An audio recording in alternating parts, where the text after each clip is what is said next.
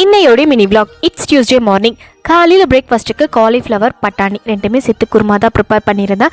Fresh பட்டாணி இல்லை, அதனால் காஞ்ச பட்டாணி நேற்று நைட்டே ஊற போட்டிருந்தேன். ரெண்டும் சேர்த்து குருமா ப்ரிப்பேர் பண்ணிவிட்டு சப்பாத்தி தான் செஞ்சுருந்தேன். கூட ஸ்நாக்குக்கு பேரிச்சப்பழமும் ஆரஞ்சும் வச்சு காலையில் அவனுக்கு பிரேக்ஃபாஸ்ட் ரெடி பண்ணி விட்டாச்சு. மதியம் லஞ்ச் ரொம்ப சிம்பிளாக தான் ப்ரிப்பேர் பண்ணியிருந்தேன்.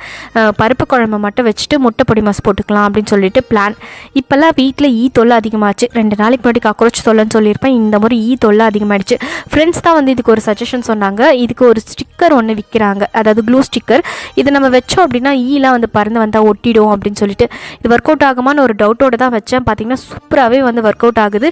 இன்றைக்கி டே ஃபுல்லாக வச்சதில் பார்த்திங்கன்னா ஒரு 15லேருந்து 20 அதுக்கு மேலேயே கூட ஈயெல்லாம் பிடிச்சிருக்கும். அந்த அளவுக்கு நல்ல ஒரு சூப்பரான ஒரு ப்ராடக்ட். கண்டிப்பாக உங்கள் வீட்லேயும் இந்த மாதிரி தொல்லை ஏதாவது இருந்ததுன்னா ட்ரை பண்ணி பாருங்கள். ஈவன் கரப்பாம்பூச்சி கூட அதில் மாட்டுன்னு சொல்கிறாங்க. இது எந்த அளவுக்கு உண்மைன்னு சொல்லி ட்ரை பண்ணி பார்க்கலாம்.